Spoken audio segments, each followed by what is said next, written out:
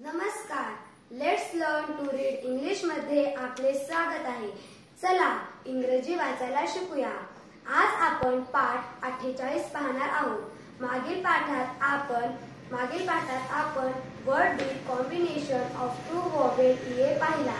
या पाठामध्ये आपण word with combination of two vowel I पाहणार आहोत.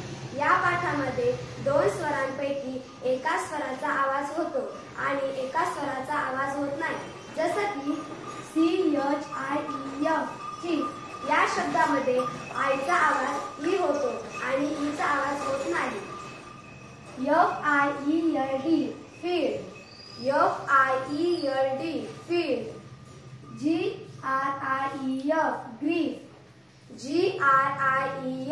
Grief niece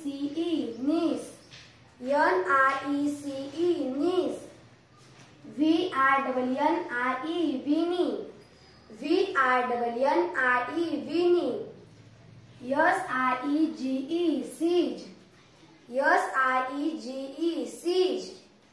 brief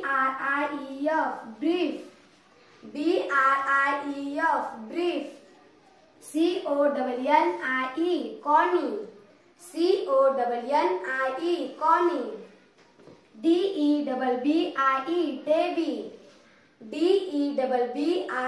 Debbie